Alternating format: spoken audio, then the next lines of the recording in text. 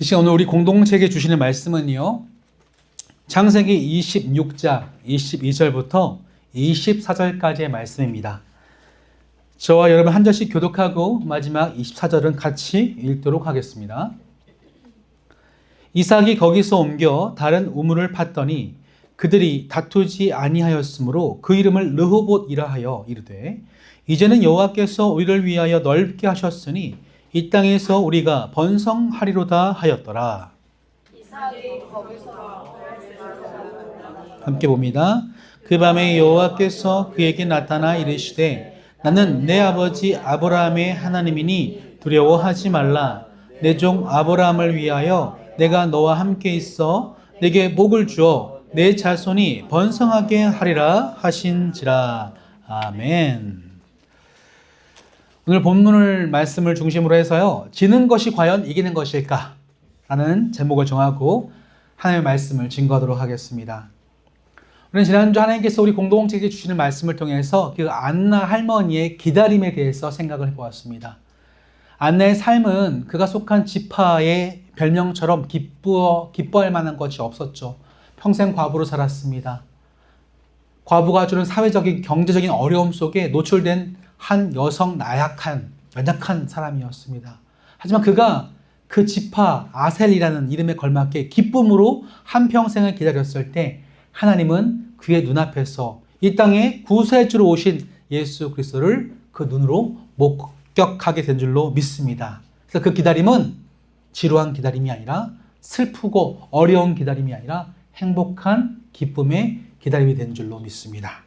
그런 점에서 이 시간 앞뒤 자료를 바라보시면서 서로 이렇게 좀 인사를 나눠보면 좋겠습니다. 당신을 보기 위해 기다림이 제게 기쁨이었습니다. 당신을 보기 위해 기다림이 제게 기쁨이었습니다. 그렇습니다. 기쁨이었습니다. 아멘.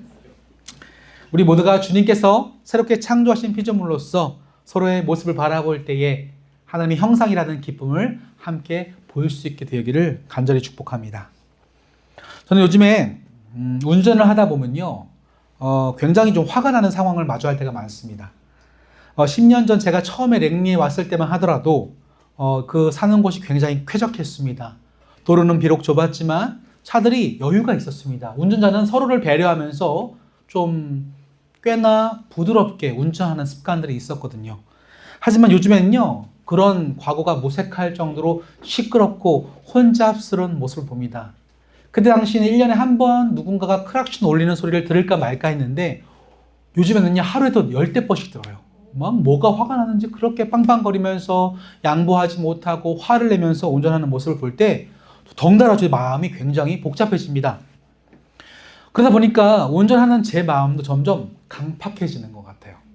처음에 내 마음속에서 누군가를 위해서 양보하고 싶다 하더라도 시간이 지날수록 상대방의 이기적인 모습만 바라보게 되어지니까 내가 괜히 양보하면 손해보는 것 같고 그러다 보니까 더 이상 양보하고 싶지가 않더라고요. 그럴 때 제 마음에 어떤 감정이 듭니까? 억울해지는 거죠. 나는 잘 지키고 양보했는데 저 사람은 이걸 이용해 먹네? 괜시리 억울한 마음이 듭니다. 여러분도 억울한 감정이 들 때 있으십니까? 제가 이 억울함이라는 감정을 처음 크게 느꼈던 적이 중학교 1학년 때였습니다. 제가 바로 중학교 1학년 때 남자들만 모인 남중학교에 가게 되는데 여러분 아시죠? 남자 중학교는요 굉장히 거칩니다. 가자마자 이제 주먹다짐으로 서로 서열을 정리하거든요. 좀 되게 거친 곳이었습니다. 그런데 그런 학생들보다 저를 더 힘들게 만들었던 건 저희 담임 선생님이셨습니다. 저희 담임 선생님이요 담당하신 과목이 음악이었어요. 음악이면 좀 섬세하고요, 그죠? 또 감성적이고 그럴 줄 알죠. 네, 우리 그 당시 이 담임 선생님 성함도 안 까먹어요. 국승국 선생님은요 특전사 출신이었습니다. 그래서 굉장히 스파르타식이셨어요. 하다가 한 사람이 잘못하잖아요. 그날로 저희는 운동장이 전부가 집합을 합니다. 그래서 엎드려 뻗쳐 합니다. 좀 하다가 이것 봐라 하면서 그 다음 또 주먹을 줘 이럽니다. 주먹을 쥐고 운동화 흙바닥에서 주먹을 쥐면요 어떤 현상이 발생하는지 아십니까? 돌이 제 손에 박히기 시작해요. 제가 환공포증이 있거든요. 그게 뭔가 동글동글한 것에 매끈매끈한 것에 뭐가 박혀있으면 못 견딥니다. 소름이 끼쳐서. 아마 그때 생긴 것 같아요. 일어나면서 주먹을 볼 때마다 으아 했던 그 경험이 저로 말미암아 그런 트라우마를 준 게 아닐까. 전 그때마다 엎드려 뻗치면서요 너무 억울했습니다. 아니 내가 잘못한 것도 아니고 제가 떠들었고 제가 잘못했고 제가 괴롭혔는데 왜 내가 한꺼번에 이렇게 고통을 당해야 되는가. 1시간, 2시간씩 제가 엎드려 뻗쳐를 하다 보면요 억울함이 사무쳐서 못 견딜 정도였어요. 물론 당시 선생님은요 그런 방식으로 우리에게 공동체 의식을 좀 알려주시고 싶어서 그러신 것 같은데 그 당시 14살 어린아이였던 저에게는요 이 단체 기합 때마다 그 억울한 마음을 가시지를 못했습니다. 그런데 신앙생활을 하다 보니까요 그런 억울한 상황이 우리 가운데도 있더라는 거죠. 대표적으로 우리가 믿지 않는 친구를 만날 때 그런 억울한 순간들을 마주할 때가 있습니다. 제가 대학교에 처음 갔을 때 선배들하고 첫 만남을 갖게 됐어요. 자기소개도 하면서 이런 가정의 여러 가지 모습들, 저의 배경들을 얘기하면서 자연스럽게 종교가 뭐냐고 묻길래 기독교요라고 했더니 선배가 뭐라고 했을까요? 기독교? 교회 다녀? 그 비아냥거리는 한마디 속에 그 당시 모든 게 감정이 담겨져 있는 거죠. 교회가요 사회적으로 볼 때 비난의 대상이 되고 있는 거죠. 소위 교회 다니는 사람들 때문에 그들이 오히려 교회를 다니면서도 더 부정과 불법을 저질렀기 때문에 많은 사람들이요 교회를 안 좋은 시선으로 보고 있었습니다. 물론 우리가 성경 속에 기록된 것처럼 맛을 잃어버린 소금의 처지가 되었기 때문에 세상에게 밟히는 신세가 된 건 당연합니다. 하지만 그럼에도 불구하고 전 참 억울했습니다. 왜요? 내가 잘못한 게 아닌데. 다른 교회 이야기고 어떤 목사 이야기고 잘못 믿는 누군가의 이야기인데 괜히 그 사람 때문에 내가 다 싸잡아서 비난당하고 그렇게 내게 비난하고 막 쏘아붙이는 걸 보면서 너무 억울한 마음이 제 속에 생겨났습니다. 왜 나를 알지도 못하면서 이렇게 함부로 얘기하지? 그러다 보니까 어떤 현상이 발생했을까요? 그 다음부터는 제가 교회 다닌다는 얘기를 안 하게 되더라고요. 뭔가 위축되어서. 괜시리 얘기하면 더 잘해야 될 것 같고 그런 부담감 때문에 저의 종교적인 색채를 가리고 살 때도 있었습니다. 자꾸 이렇게 감추다 보니까요. 기독교인들이 한때 그 위축된 마음 때문에 우울증이 찾아왔다는 연구 결과가 있습니다. 사람들이 공공장소에 가면 자신의 신앙을 표현하기에 두려워하게 되었던 거죠. 이게 영적인 우울증이에요. 자, 이렇게 위축된 마음을 갖는 뿐만 아니라 어떤 분들은 이런 생각이 듭니다. 그래, 나라도 잘해보자. 나라도 저 사람들이 비난을 당하고 욕을 먹고 있지만 또 다른 그리스도인 내가 더 잘해서 이런 반대의 시각들을 긍정적으로 바꿔보자 라고 하는 마음이 들 때도 있습니다. 내가 예수 믿는 사람이니까 더 정직하고 더 성실하고 더 양보하며 때로는 손해를 감수하려고 할 때도 있습니다. 하지만 문제가 있어요. 이런 마음이 크다 보면요. 자발적으로 사랑의 마음으로 흘러넘쳐서 그런 섬김을 하는 게 아니라 의도적으로 착해야만 된다고 하는 강박관념에 사로잡히게 됩니다. 이걸 가리켜서 뭐라고 부르는지 아십니까? 선한 사마리아인 콤플렉스. 뭐라고요? 선한 사마리아인 콤플렉스. 예수 믿으니까 더 잘해야 된다고 하는 선한 동기가 아니라 의무감만 남은 강박관념을 가리켜서 선한 사마리아인 콤플렉스라고 제가 이름을 지어봤습니다. 그럴 줄 제가 찾아봤어요. 진짜 이 말이 있나 없나? 있습니다. 1960년도에 선교 현장에서 선교에 대한 마음을 품고 나왔던 사람 중에 그 동기는 없는데 그냥 착해야 된다, 좋은 일을 해야 된다는 그런 마음만 갖고 부담감을 오신 분들을 가리켜서 선한 사마리아인 콤플렉스라고 부르기 시작했더라고요. 이걸 우리 일상생활에서 적용해 봅시다. 여러분, 그런 콤플렉스 없으세요? 나 예수 믿으니까 참아야 돼. 또 잘해야 돼. 양보해야 돼. 운전할 때는 뒤에 십자가 안 붙였으니까 막 하면서. 그죠? 내가 그리스도인의 정체성을 드러나 보일 때는요, 잘해야 한다는 그 의무감이 나를 막 지배할 때가 있다고 하는 거죠. 이거는 억지스러운 강박관념입니다. 자, 그렇기 때문에 이런 강박관념, 선한 사마리아인 컴플렉스에 지치게 되면요, 그때부터 우리는요, 우리의 신앙의 정체성을 감춥니다. 익명성 속에서 똑같이 살아가려고 합니다. 내가 믿고 있는 신앙을 고백하지 못하고 오픈하지 못하고 숨기게 되는 일이 벌어진다는 겁니다. 실제로 미국의 과학계에 크리스찬이 있지 않습니까? 미국의 과학자들의 대다수가 자신이 크리스찬인 걸 감추고 살아간대요. 그런 불이익 때문에. 이런 익명성은 그들 이야기뿐만 아니라 아마 여러분의 이야기일 것 같아요. 직장에서, 그렇죠? 아까 말했던 운전의 현장 속에서, 나를 잘 모르는 상황 속에서, 어떤 모임 속에서 우리는 굳이 나의 신앙을 드러내려고 하지 않습니다. 왜요? 괜히 억울한 상황을 만들고 싶지 않거든요. 자, 그렇다면 여기서 한번 본질적인 질문을 던져봅시다. 우리가 크리스찬으로 살아가는 것이 좀 더 손해보고 희생하고 참고 인내해야 된다고 알고 있는데 이게 과연 당연한 일인가? 꼭 그렇게 해야만 할까? 질문해 봅시다. 이 질문을 던지다 보니까 저도 성경 말씀이 딱 떠올랐어요. 바로 예수님의 말씀인데요. 다 함께 마태복음 5장 39절을 읽어봅시다. 시작. 나는 너희에게 이르노니 악한 자를 대적하지 말라. 누구든지 내 오른편 뺨을 치고는 왼편도 돌려대며. 어떠십니까? 선한 사마리아인 컴플렉스를 갖기 딱 좋은 구절 아닙니까? 예, 너희는 악한 자를 악하게 대적하지 말고요. 뺨 맞으면 다른 뺨도 되래요. 와, 이런 각오하고 인내하고 손해보고 살아가라고 하는데 여러분 각오가 되겠습니까? 그런데 각오는 한다고 하지만 실제로 그 삶이 너무 어렵다는 게 문제입니다. 저도 이 마태복음 5장 39절을 적용해 볼 만한 상황을 제 삶을 통해 몇 번 경험해 본 적이 있습니다. 지금 돌이켜보면 아찔해요. 내가 어떻게 그때 참았지? 어떻게 인내했지? 어떻게 그 문제를 내가 넘어가서 손해를 봤지? 제 힘으로 한 게 분명히 아닙니다. 그래서 하나님이 그때그때 은혜를 주셨다는 것을 경험하고 감사의 기억으로 남아 있습니다. 그런데 그럼에도 불구하고 피할 수만 있다면 피하고 싶은 게 우리의 본능이라는 거죠. 자, 그런 본능 때문에 내적으로 갈등하시는 분들이 혹시 이 자리에 계신다면요. 그 질문을 가지고 과연 우리가 지는 삶, 손해보는 삶, 인내하는 삶, 포기하는 삶을 살아가야 할까? 이런 궁금증이 드신다면 오늘 본 말씀의 이 이삭의 이야기를 한번 주목해 봅시다. 당시 이삭이라는 사람은요, 그랄 땅이라는 곳에서 거주하고 있었습니다. 이 그랄이라는 곳은 여기 서쪽에 지중해 연안의 해안의 평화와 남쪽이 네게브라는 평화를 잇는 길목에 있는 도시였습니다.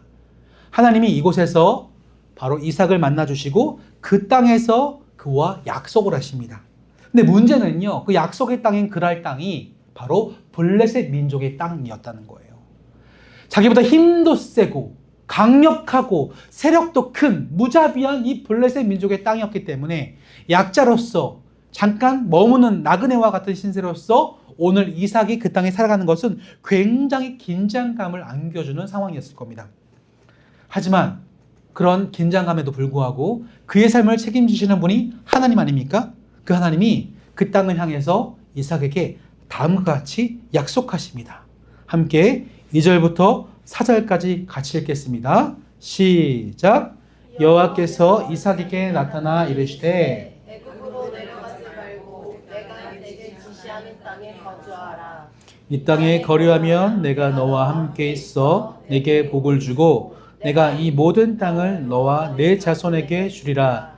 내가 내 아버지 아브라함에게 맹세한 것을 이루어 내 자손을 하늘의 별과 같이 번성하게 하며 이 모든 땅을 내 자손에게 주리니 내 자손으로 말미암아 천하 만민이 복을 받으리라. 아멘. 이 약속은 본래 이삭의 아버지였던 아브라함에게 주신 약속입니다. 근데 그 약속이 이제는 대를 이어서 이삭에게 전달되어지고 있죠. 그런데 하나님은 인간적으로 볼 때 불안하고 염려스럽고 살기 좀 어려운 환경 같은데 그 땅에서 그에게 복을 주시겠다고 약속하시는 장면이에요. 자, 이 약속은 어떻게 현실되었을까요? 실제적으로 이 이삭의 눈앞에 실제적으로 그 복이 임하게 되어집니다. 다음 구절 창세기 26장 12절 같이 읽겠습니다. 시작. 이삭이 그 땅에서 농사하여 그 해에 100배나 얻었고 여호와께서 복을 주심으로. 보세요. 그 땅에서 몇 배를 거두었다고요? 상상되십니까? 예, 성경이 그렇다고 하니까 100배인가 보다 하고 넘어가셨죠. 그죠? 예. 여러분 지금 이 이삭이 살던 시대는요 후기 청동기 시대예요. 다시 말하면 청동기를 가지고 사람들이 물건을 제작했지만 그것이 귀했기 때문에 무기나 장신구는 만들었지 대부분의 농사기구는 다 나무였습니다. 이게 후기 청동기 시대예요. 지금처럼 광계 수로가 개발되어 있겠습니까? 하늘에서 비가 오지 않으면 농사 지을 수 없는 그런 상태입니다. 그런데 그때에 이삭이 첫 해 농사에서 몇 배라고요? 이게 사람의 능력으로 할 수 있는 분량일까요? 실제로 어떻게 하다가 이삭이 이렇게 100배를 거두게 되었을까? 뭐 그렇게 주식 투자를 하면 100배죠. 비즈니스라고 하면 100배의 그죠? 매출을 올린 거죠. 이게 어떻게 가능했을까가 궁금해서 저를 가르쳐 주셨던 성경지리 교수님께서 이 그랄 땅에 가보셨대요. 사진을 찍으셨습니다. 이런 모양이에요. 저 위에 보면 파란색으로 보이시죠? 저게 하천입니다. 요단강이 뭐 줄기가 되기도 하는데 저 하천은요 계절천이기 때문에 비가 올 때는 강처럼 막 흘러서 사람이 건너가지 못할 만큼 불어났다가 비가 오지 않으면 점점 말라요. 그래서 졸졸졸 흐르는 시냇물도 됐다가 더 비가 안 오면 마르는 하천, 계절천이라고 부릅니다. 그런데 이 계절천이 흐르는 저 그랄 땅에 농사를 짓기 위해서는 어느 땅에다 씨를 뿌려야 됩니까? 바로 저 물이 흐르는 그 주변에다가요 씨를 뿌려야 농사가 잘 되겠죠. 본능적으로 블레셋 주민들은 경험적으로 이걸 알고 있어요. 오랫동안 그 땅에 농사를 지어봤기 때문에 해마다 이 정도의 하천이 범람하게 되어지고 물이 이렇게 흐르니까 이만큼 땅에다가 농사를 지으면 잘 될 거다라는 상식이 있었습니다.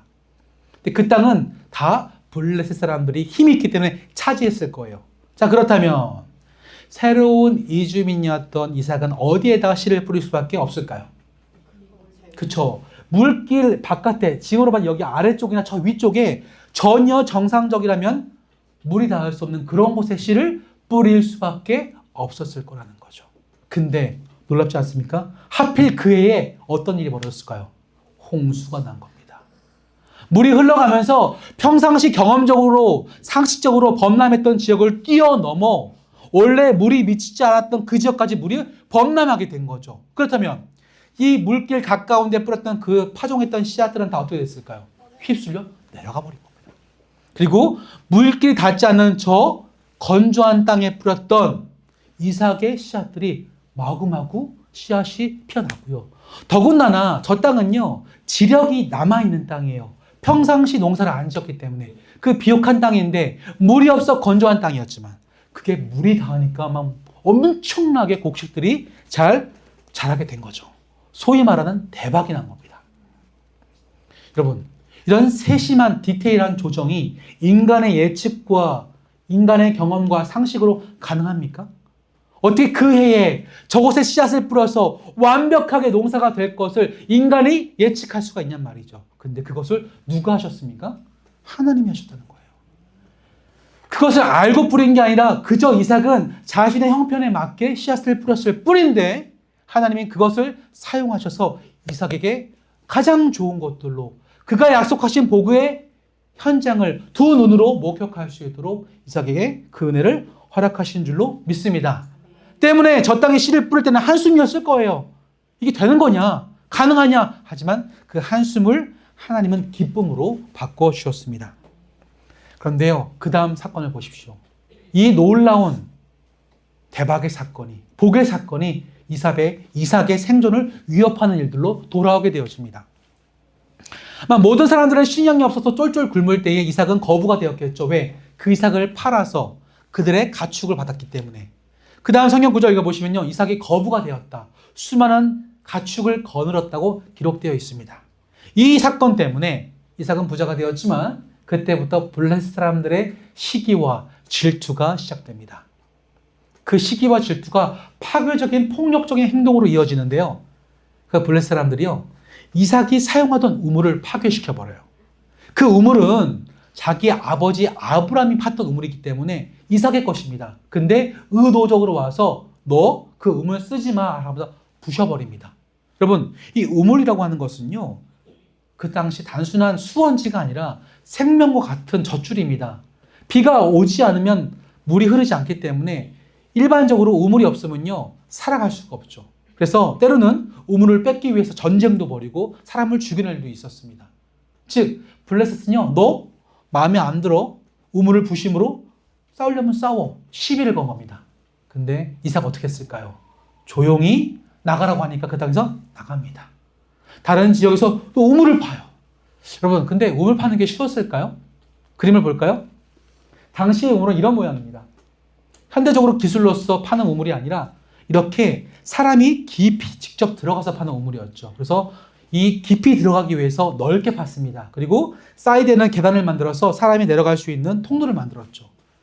이게 웬만한 노동력으로 팔 수 있는 게 아니에요.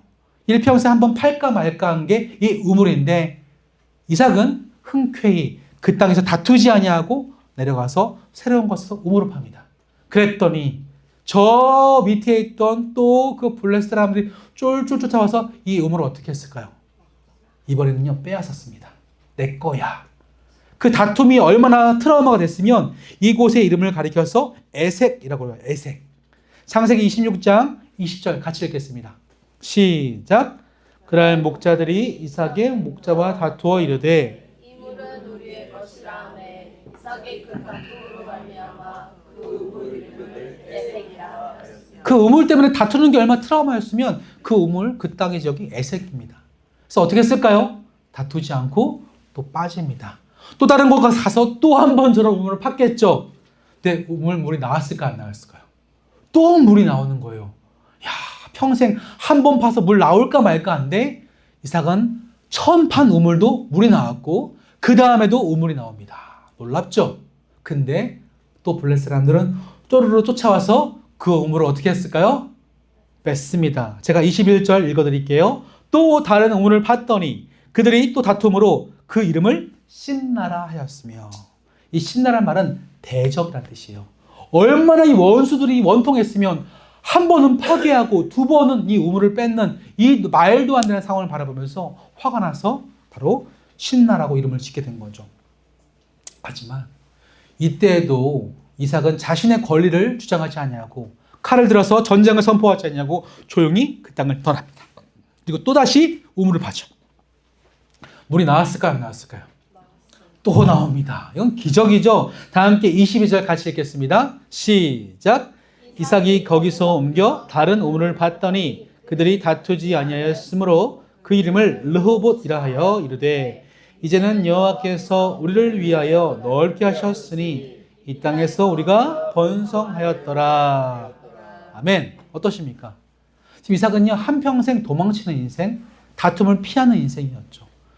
세상은 말합니다. 나를 손해보고 나를 손해를 끼치고 나에게 적대적이면 맞서 싸우라고 하는 게 세상의 가르침인데 오늘 이삭은요, 뭐 성격 때문인지 뭔지는 모르겠지만 항상 그 자리를 조용히 떠납니다.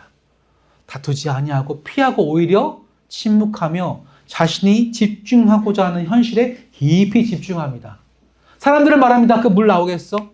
너 거기 옮겨서 성공할 수 있겠어?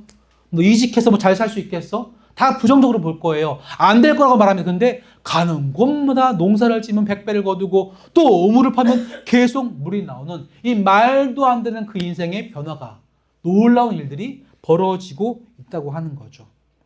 그래서 그곳의 이름을 이렇게 르호봇이라고 지었습니다. 무슨 뜻입니까? 넓게 하셨다.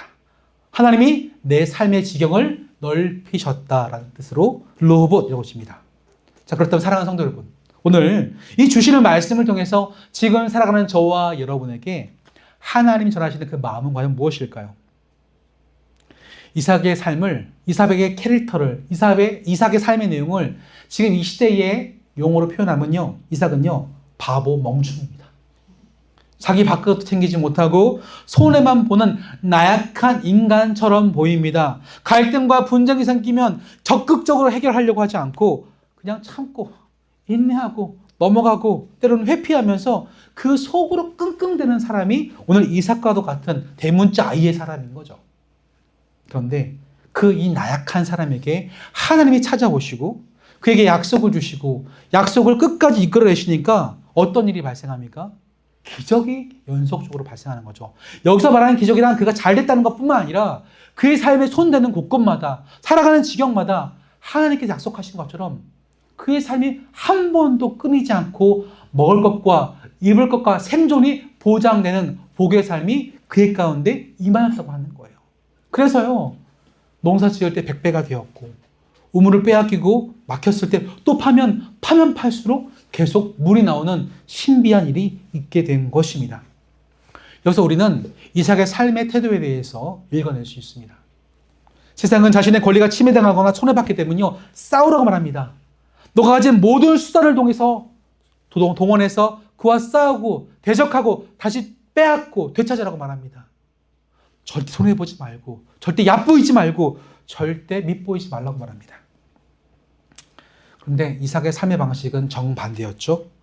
겉으로 보면 소극적이고 나약해 보인다고 할지라도 그는 다툼을 일으키기보다 그 자리에서 오히려 자신의 억울함을 세상에 호소하기보다 그저 하나님의 약속을 믿고 계속 삶을 옮겨다니면서 자신이 할 수 있는 일에 집중하였습니다. 이 삶의 힘의 근원은 과연 무엇입니까? 그가 그런 삶을 살아가게 됐던, 그런 삶의 방식으로 자신 삶을 나아갔던 그 원천은 과연 무엇입니까? 하나님과의 약속 때문이에요. 내가 너에게 땅을 주고, 너에게 자손을 주고, 너의 생존을 책임지고, 너의 인생을, 복을 허락하겠다. 그 약속에 그의 삶의 원천 삼고 있었기 때문에 그 약속을 근원으로 삼아서 그의 삶을 책임지시는 그 하나님을 믿고 나아갈 때에 그에게 이 말도 안 되는 기적과 같은 일들이 일생을 거쳐서 반복되어졌습니다. 때문에 오늘 이삭이 이 분쟁과 다툼을 피한 것은요, 결코 패배라고 부를 수 없습니다. 나는 억울하고 분하지만 그 문제에 하나님이 개입하실 여지를 남겨두었기 때문에, 그런 믿음의 태도로 살아냈기 때문에 하나님이 그 문제의 해결자가 되어주셨습니다. 그 시간을 거쳐가면서 그의 행적이 쭉 이동돼서 마지막에는요, 그의 아버지가 살았던 브엘세바까지 올라갑니다. 거기서 가보니까 자신이 아버지가 썼던 우물이 있겠죠. 근데 그 우물도 오랜 시간 방치돼서 말랐던 것 같아요. 마른 우물은 나오지 않습니다. 근데 그 우물을 또 팠을 때 어떤 기적이 발생합니까? 또 물이 나오게 됩니다. 즉 가는 곳마다 그의 생명수와 같은 삶을 이끌어 주시는 그 하나님이 그 약속과 더불어서 그와 함께 하셨다는 증거가 우물 속에 담겨진 줄로 믿습니다. 여러분, 그리스도인에게 있어서 이 평안이라는 것은 무엇입니까? 평안. 흔히 우리는 평안이라고 하면요, 아무런 분쟁과 다툼이 없는 상태를 가리켜서 평안이라고 생각합니다. 하지만 그리스도인들에게서 진정한 평안은 갈등과 분쟁이 없는 상태가 아니라 그 어떤 갈등과 분쟁과 다툼이 있는 상황 속에서도 하나님의 약속으로 말미암아 내 마음에 두려움이 없는 상태, 그걸 가리켜서 진정한 평안이라고 부릅니다. 때문에 예수님이 그 평안을 가리켜서 세상이 주는 것과도 같지 않다라고 우리에게 말씀하시는 거죠. 자, 그렇다면 이것을 정리하면서 우리가 제일 처음에 했던 질문, 제목으로 다시 한번 돌아가 봅시다. 지는 것이 과연 이기는 것이 될 수 있을까요? 세상은 안 된다고 말합니다. 하지만 하나님은 우리에게 말씀하십니다. 내가 너와 함께하고 너가 나의 약속을 믿는다면 짓는 것도 참는 것도 인내하는 것도 이기는 것이다. 할렐루야. 때로 살아가면서 수많은 불의의 순간들을 여러분 마주할 것입니다. 오늘 이삭이 경험했던 것처럼 말도 안 되는 상황 속에서 내가 원통하고 눈물 나고 속상하고 화가 나고 답답할 수 있습니다. 하지만 그때 여러분 인생을 책임지신 하나님께서 여러분 붙들고 계신다면, 여러분들도 그 하나님 여러분께 주신 약속을 붙들고 있다면 지는 것이 결코 지는 것이 아니라 최후 승리로 하나님께서 우리에게 안겨주실 줄로 믿습니다. 그 마음을 따라 우리가 순종의 삶을 살아가다면 오늘 이삭이 경험했던 그 풍성함이 우리 삶의 것이 되어질 줄로 믿습니다. 그 모든 척박한 상황 속에서 믿음으로 반응했을 때 주시는 풍성함이 저와 여러분의 평생의 것이 되어지기를 시간 주님의 이름으로 간절히 축복합니다. 아멘. 우리 시간 잠깐 말씀을 기억하시면서 세 가지를 놓고 함께 기도의 시간을 갖고자 합니다. 우리가 살면서 겪는 억울한 상황과 신앙생활 속에서 비난과 오해로 인한 마음의 상처를 받을 때가 있습니다. 그때 우리가 하나님께 맡긴다고 하는 건 머리로 알지만 진짜 어려운 일 맞습니다. 그래서 하나님, 내가 그 억울함 속에서도 그 하나님의 평안함을 경험하도록 기도하길 원합니다. 주님, 억울함과 그 위축된 마음을 하나님께 맡길 때 나를 위로하여 주옵소서. 첫 번째로 기도하시면 좋겠고요. 두 번째로 기도할 제목은 하나님, 믿음 안에서 내가 지혜롭게 인내하고 지혜롭게 선택할 수 있는 능력을 주옵소서.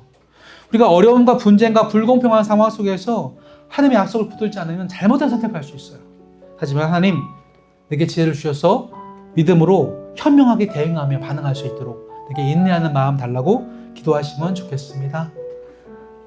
마지막 세 번째로 기도 제목은 하나님, 그 약속 안에서 내가 그런 풍성한 삶과 풍성한 삶을 경험할 수 있도록 도와주시옵소서. 세상의 환경과 나를 시기하고 질투하는 상황 속에서, 억울하게 만드는 상황 속에서 마음 잃어버리지 아니하고 하나님이 책임지시는 삶과 풍성함을 경험하면서 그 경험이 우리 모든 공동체의 풍성한 경험이 되어지기를, 이것을 놓고 우리 시간 함께 소리내서 세 가지를 놓고 함께 통성으로 기도하시겠습니다. 하나님, 참으로 감사합니다. 오늘도 우리에게 주신 귀한 말씀을 묵상해 보면서 이삭이 살았던 삶의 행적을 함께 따라가 보게 하심에 감사를 드립니다. 그의 삶은 참 억울한 인생입니다. 가는 곳마다 잘 되었지만 그 잘된 일마저도 시기와 질투를 받아서 누군가의 정말로 고통을 받게 되는, 억울한 상황에 놓이게 되는 그런 어떤 빌미를 제공하게 되었습니다. 하나님께 약속을 받고 약속의 땅에 순종하고 나아가는데, 그 땅에 살아가는데 왜 나에게 이렇게 억울한 일이 찾아옵니까? 화가 날 수 있습니다. 하지만 그는 그 억울한 문제를 가지고 가타없다 말하지 아니하고 조용히 자신 삶에 그냥 있는 그대로 집중하였습니다. 때로는 피했습니다. 때로는 침묵하였습니다. 때로는 옮겼습니다. 때로는 그 자리 상황을 피해서 자신의 삶에 그냥 오히려 집중하였습니다. 세상은 말합니다. 억울하지 않냐고, 눈물 나지 않냐고, 정말 화가 나지 않냐고, 너무나 분한 통이 터지지 않냐고 말합니다. 하지만 그는 그렇지 아니하고 그저 한 가지, 자신에게 주신 약속을 붙들고 그의 삶을 살아갔습니다. 가는 곳마다 우물을 팠습니다. 사람들이 안 된다고 말합니다. 불가능하다고 말합니다. 그것은 불가능한 것이기 때문에 헛수고라고 말합니다. 참는 것은 어리석다고 말합니다. 하지만 그는 있는 그대로 그냥 주시는 마음을 따라 순종하였습니다. 가는 곳마다 우물을 팠고, 그것을 또 빼앗겼지만 또 우물을 팠습니다. 하지만 또 우물을 나오게 하시는 하나님의 기적을 경험하고, 또 빼앗겼지만 또 우물을 팠습니다. 내 삶의 지경을 넓히시는 하나님을 찬양하였습니다. 예배하였습니다. 그래서 결국 자신의 아버지가 팠던 그 우물을 다시 팜으로 말미암아 하나님께 거하고 머물고자 하시는 브엘세바에 그가 살아가게 되었습니다. 하나님, 우리 삶도 그렇지 않습니까? 우리가 이 삶을 전혀 예측할 수 없고 예상할 수 없지만 때로는 하나님이 믿음에 따라서 씨앗을 뿌리는 이삭의 마음처럼 믿음으로 반응하고 순종하고, 또 때로는 하나님 말도 안 되는 일을 벌이가면서 억울한 상황을 마주하면서 참고 인내할 때가 있습니다. 하지만 그 모든 과정 속에 하나님이 함께 하시더니 기적이 있었습니다. 주님, 그런 믿음을 가지고 도와주시고 함께 하셔서 우리 삶 속에서 억울한 일 마주할 때도 약속의 말씀 붙들고 나갈 수 있도록 도와주시옵소서.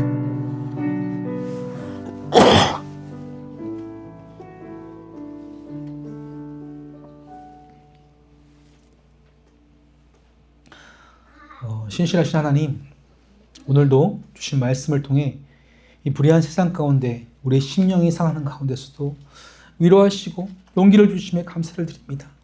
억울하고 인내해야 하는 이 여러 현실 가운데서 여러 번 자주 우리의 마음이 무너지고 낙담할 때가 있습니다. 하지만 그 속에서 다시 일어날 설 수 있는 것은 내가 약할 때 강하게 하시는 주님이 나와 함께 하시기 때문입니다.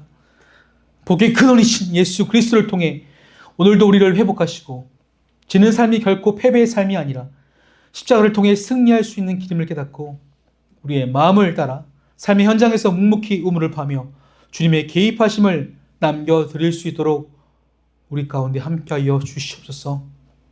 그런 마음을 따라 억울하고 눈물 짓고 손해보고 원통한 상황이 있다 할지라도 좌절하지 아니하고 내 삶에 집중하며 주님을 바라보는 삶을 살아갈 때에 그 속에서 주님께서 우리를 회복시키시고 놀랍게 일으키시는 우리의 온전함이 경험될 줄을 믿습니다. 함께 고개 숙여 기도하는 모든 지체들의 삶 속에서 억울하고 눈물 지는 상황 속에서 하나님의 개입하심을 경험하고 그 영광과 찬양을 주님께 높여드릴 수 있도록 우리와 함께하여 주시옵소서.